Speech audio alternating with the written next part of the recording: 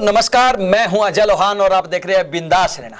Ticket के दावेदारों में आज हम बात करेंगे तोसाम विधानसभा क्षेत्र की।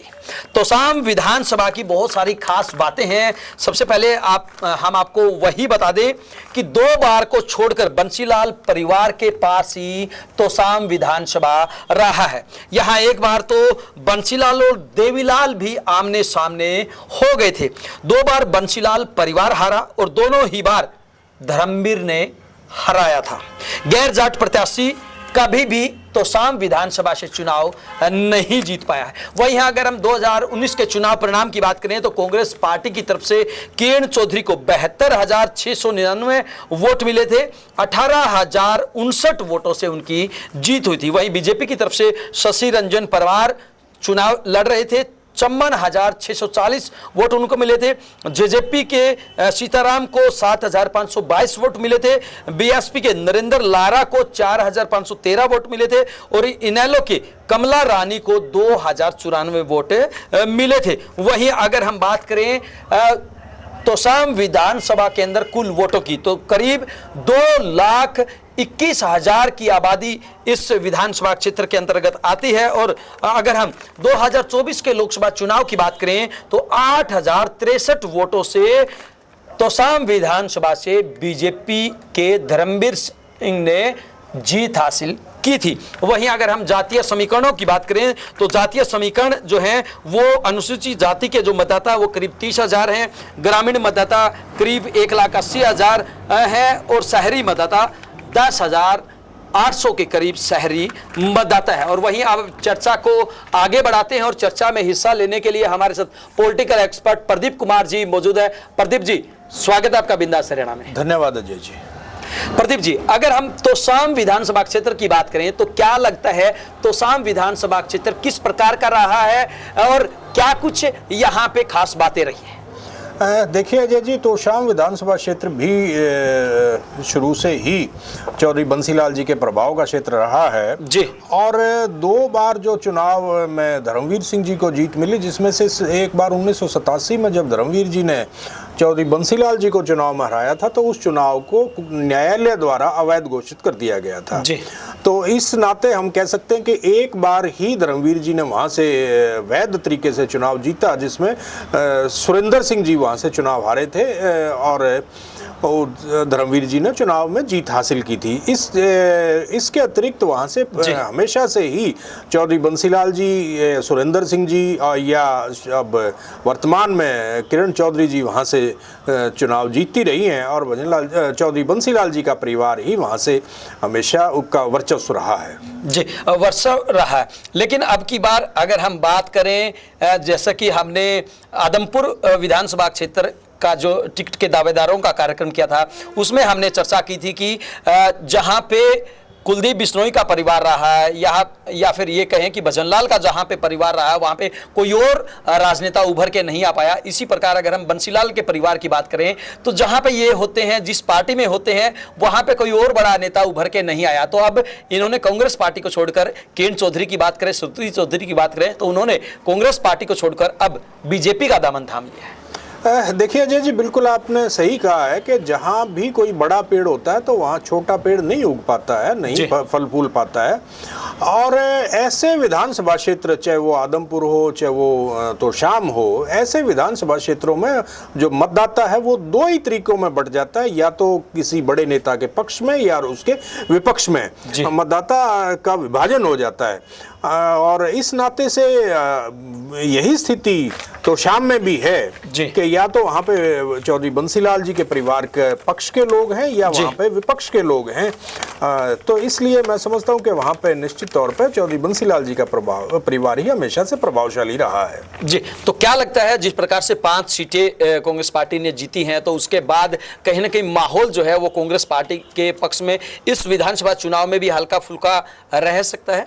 बिल्कुल, देखिए कांग्रेस पार्टी के पक्ष में माहौल रहने का पूरा उम्मीद है, परंतु जैसे अभी आपने बात की तो शाम विधानसभा क्षेत्र में भारतीय जनता पार्टी के धर्मवीर सिंह जी ने लोकसभा 2024 के लोकसभा चुनाव में जीत हासिल की।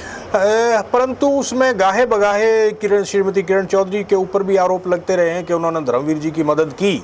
तो यदि इन बातों में सच्चाई है तो भारतीय जनता पार्टी की जीत कह लीजिए या कांग्रेस की हार कह लीजिए, वो भी बंसीलाल जी के परिवार की वजह से ही हुई है।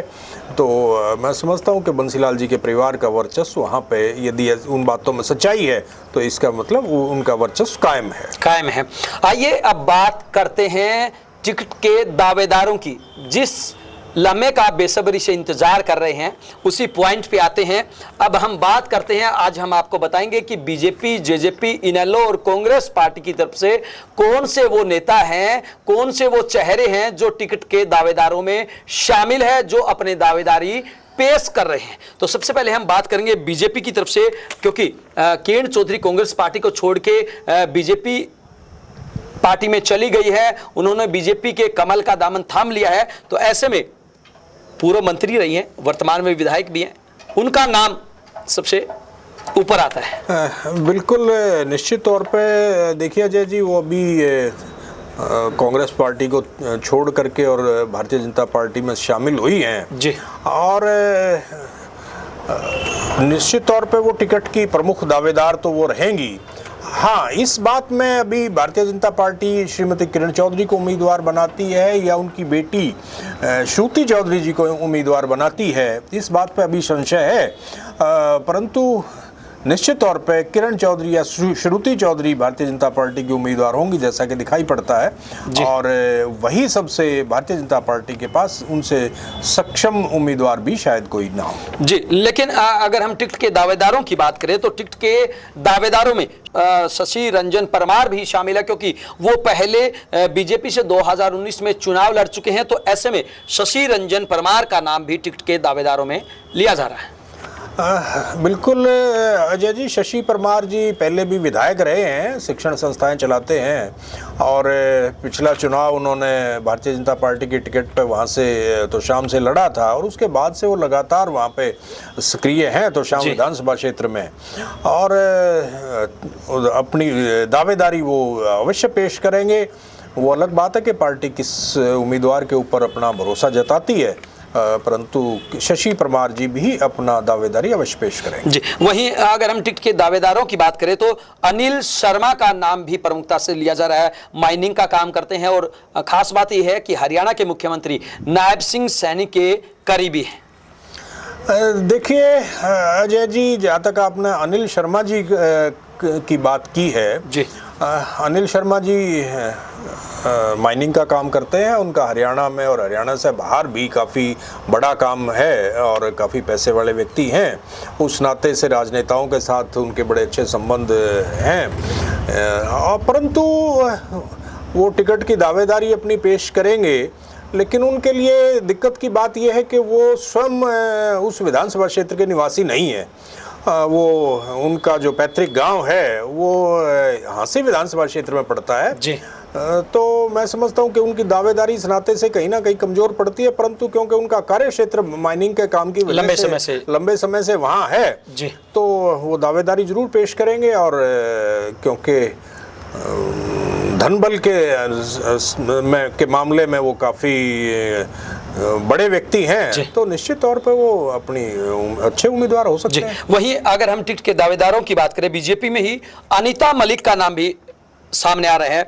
जिला परिषद की चेयरमैन है भिवानी से, और जो सर्वे करवाया गया था बिंदास हरियाणा की तरफ से, उसमें उनका नाम भी सामने आया है। देखिए अजय जी, बिल्कुल आपने अनीता मलिक जी का जो नाम लिया है, उनके पति श्री राकेश मलिक जी होते थे, जिनकी एक दौर में हत्या हो गई थी जी। और वो काफ़ी सामाजिक और मिलनसार व्यक्तित्व के धनी थे और काफ़ी लोगों के साथ हमेशा जुड़े रहने वाले व्यक्ति थे। और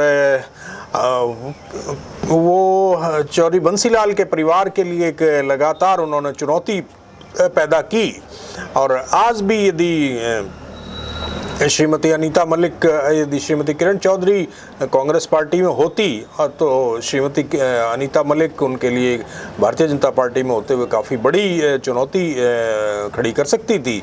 परंतु आज भी वो क्योंकि अच्छे पदों पे हैं तो टिकट की दावेदारी में कहीं ना कहीं वो भी अपना दावा जरूर पेश करेंगी। जी, वहीं बीजेपी के बाद अब बात करते हैं इनेलो पार्टी की।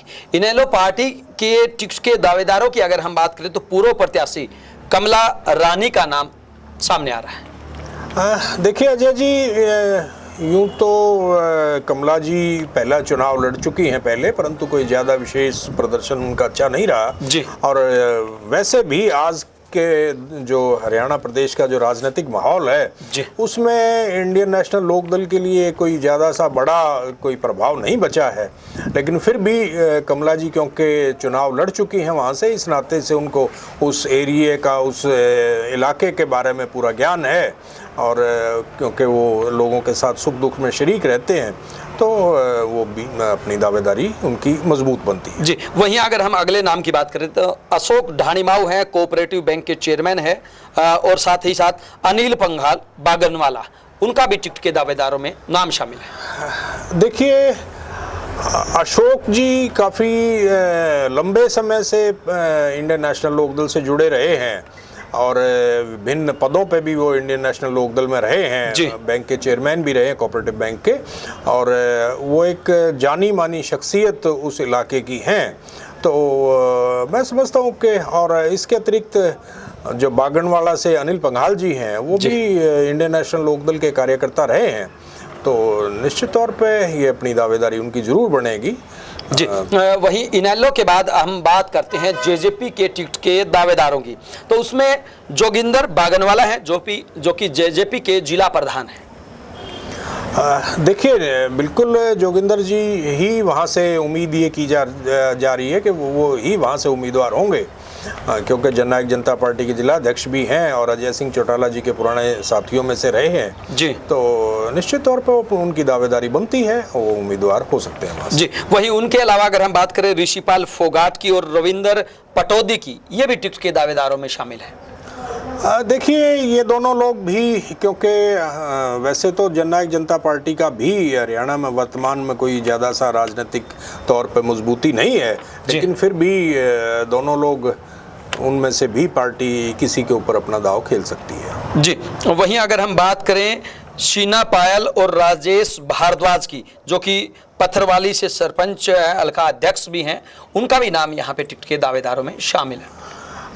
बिल्कुल, आपने जो राजेश जी का नाम लिया है, देखिए मैं समझता हूँ राजनीतिक तौर पे, क्योंकि राजेश जी ब्राह्मण समुदाय से आते हैं और बाकी जो उम्मीदवार हैं अन्य पार्टियों के जो टिकटार्थी हैं उनमें अधिकतर लोग जाट समुदाय से आते हैं, तो कहीं ना कहीं पार्टी उनके ऊपर गैर जाट होने की वजह से एक दाव खेल सकती है और वो अच्छे उम्मीदवार साबित हो सकते हैं। जी बिल्कुल। अब बात करते हैं कांग्रेस पार्टी की। जी हाँ, कांग्रेस पार्टी की तरफ से कौन से ऐसे चेहरे हैं जो टिकट के दावेदार हैं, उसमें सबसे आगे जो नाम आ रहा है, हालांकि तमाम जो लोग हैं, तमाम जो नेता हैं जो टिकट की दावेदारी पेश कर रहे हैं, हम किसी को ऊपर नीचे पहले दूसरे नंबर पे नहीं बता रहे हैं, सिर्फ हम ये बता रहे हैं कि टिकट के दावेदारों में कौन कौन शामिल है, क्योंकि अभी चुनाव बहुत दूर है, बहुत सारे बदलाव होने हैं, बहुत सारा माहौल बदलेगा,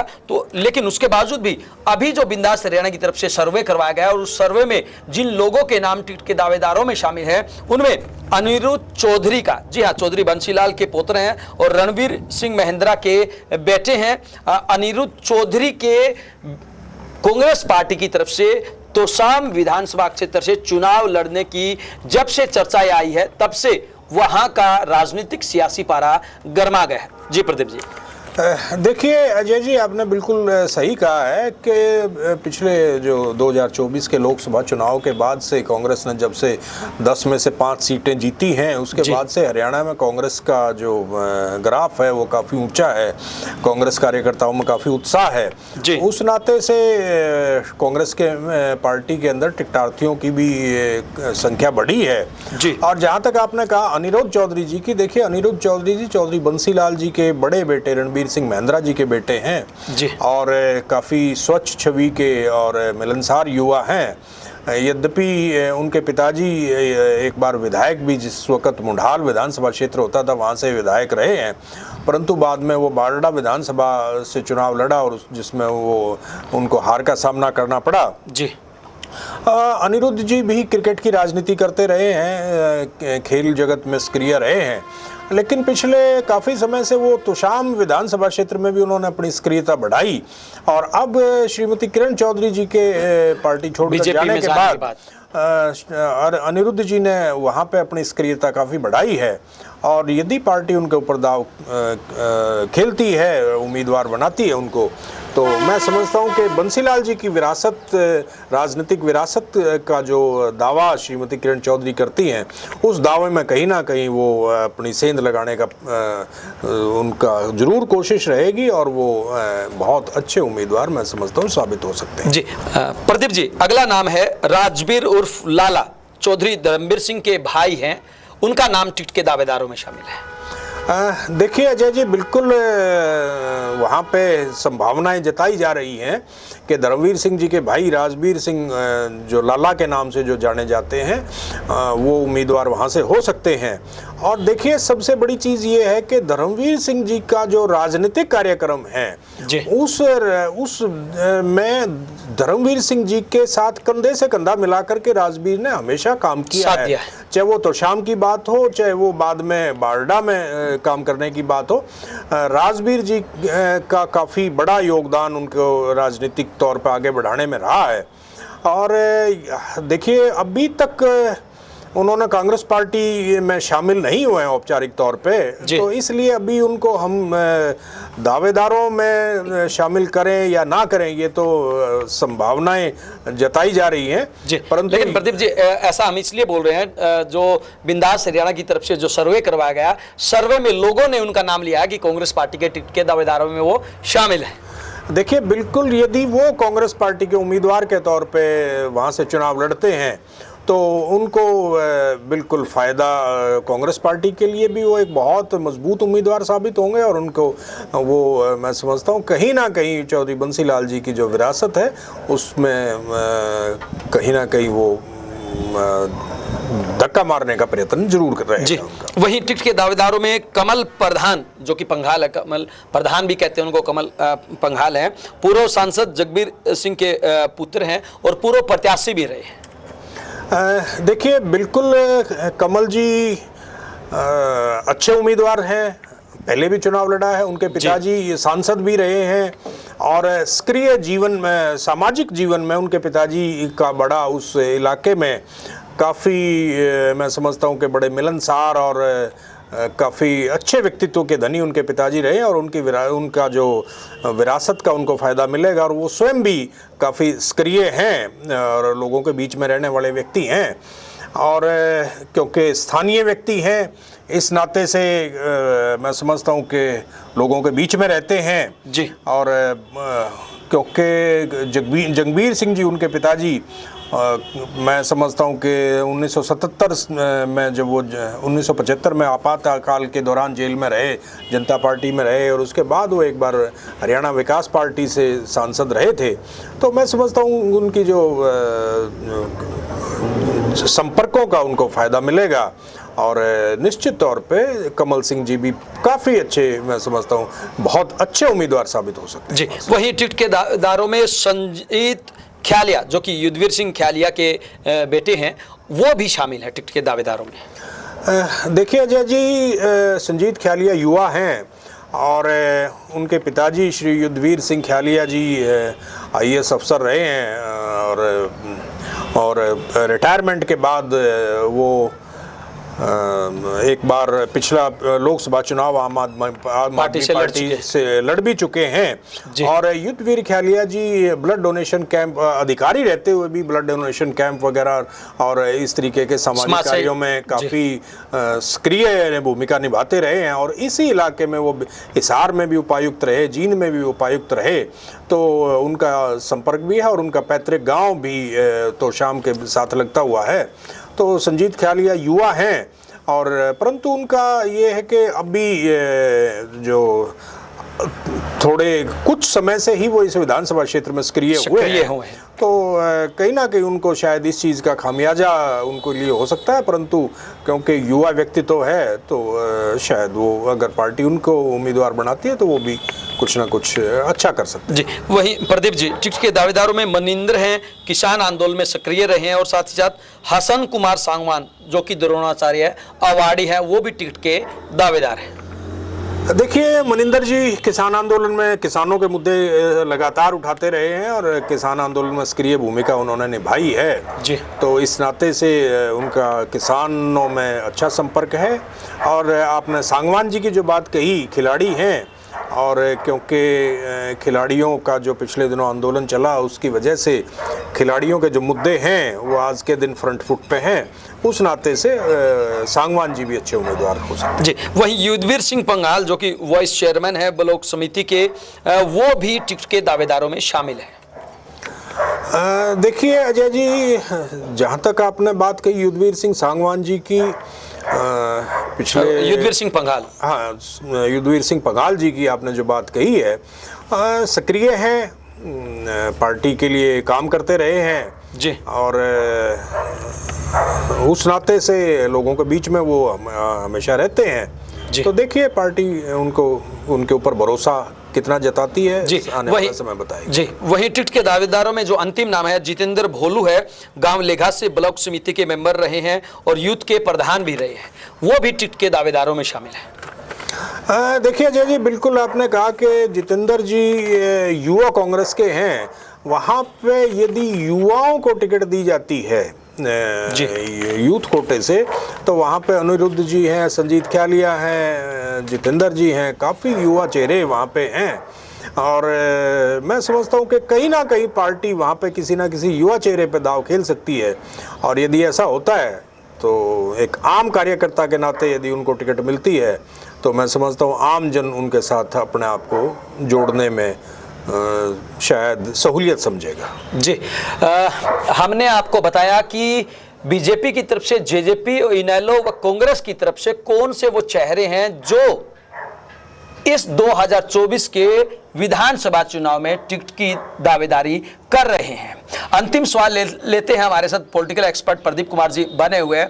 प्रदीप जी, क्या लगता है जिस प्रकार से बीजेपी 2024 के विधानसभा चुनाव में हर संभव कोशिश करेगी कि हर विधानसभा क्षेत्र में त्रिकोणीय मुकाबला हो, तो क्या तोशाम विधानसभा में भी त्रिकोणीय मुकाबला होगा या फिर एक आमने सामने बीजेपी और कांग्रेस रहेगी? देखिए अजय जी, मैं ये समझता हूँ कि जिस तरीके से हमारी वहाँ पे बात होती रही है लोगों से, वहाँ पे त्रिकोणीय संघर्ष नहीं होगा, वहाँ पे सीधा मुकाबला होगा भारतीय जनता पार्टी और कांग्रेस के बीच में। और सीधे मुकाबले में, क्योंकि यदि श्रीमती किरण चौधरी या श्रुति चौधरी भारतीय जनता पार्टी की उम्मीदवार होती हैं तो उनके साथ भारतीय जनता पार्टी और चौधरी बंसीलाल जी की विरासत, दो चीज़ होंगी। और देखिए, हो सकता है भारतीय जनता पार्टी के लिए काफ़ी सुखद नतीजे रहे। जी बिल्कुल, काफ़ी सुखद नतीजे रह सकते हैं। हालांकि होगा क्या, ये तो चुनाव परिणाम के बाद ही पता चलेगा। बहरहाल एक बात तो तय है कि जैसे जैसे 2024 का विधानसभा चुनाव नज़दीक आता जा रहा है, वैसे वैसे राजनीतिक सरगर्मियां बढ़ती जा रही है। तमाम उम्मीदवारों के द्वारा टिकट पाने के लिए एडी चोटी तक का जोर लगाया जा रहा है। वहीं अगर हम बात करें तोशाम विधानसभा क्षेत्र की, तो तोशाम विधानसभा क्षेत्र में भी लगातार अलग अलग पार्टियों के जो नेता हैं वो ये दिखाने की, जताने की, बताने की कोशिश कर रहे हैं कि अगर पार्टी हमें टिकट देती है तो निश्चित रूप से हम जीत हासिल करेंगे। हालांकि ये तो पार्टी का जो नॉर्म्स है वही तय करेगा, पार्टी के जो नियम है वही तय करेंगे कि आखिरकार टिकट किसको मिलती है। बहरहाल एक बात तो तय है कि किरण चौधरी के बीजेपी में जाने के बाद अब कांग्रेस पार्टी के नेताओं की लिस्ट लगातार बढ़ती जा रही है। टिकट के दावेदारों की जो दावेदारी है वो लगातार उनकी संख्या बढ़ती जा रही है। होगा क्या, ये तो चुनाव परिणाम के बाद ही पता चलेगा। आपको हमारा ये कार्यक्रम कैसा लगा, आप हमें कमेंट बॉक्स के माध्यम से जरूर बताएं। साथ ही साथ अगर आपको लगता है कि इन उम्मीदवारों में कौन सबसे मजबूत है या फिर किसी का नाम इस सर्वे के अंदर छूट गया है तो आप उनका नाम भी कमेंट बॉक्स के माध्यम से हमें बता सकते हैं। साथ ही साथ जो ये नंबर हमारे स्क्रीन पे फ्लैश हो रहा है, इस नंबर पे कॉल करके भी आप बिंदास हरियाणा तक अपनी बातें पहुंचा सकते हैं। दीजिए आपके अपने साथी अजय लोहान को इजाजत। कल फिर मिलेंगे एक नई विधानसभा क्षेत्र के नए आंकड़ों के साथ, टिकट के दावेदारों के साथ। दीजिए आपके अपने साथी अजय लोहान को इजाजत व साथ में हमारे पॉलिटिकल एक्सपर्ट प्रदीप जी को नमस्कार। धन्यवाद।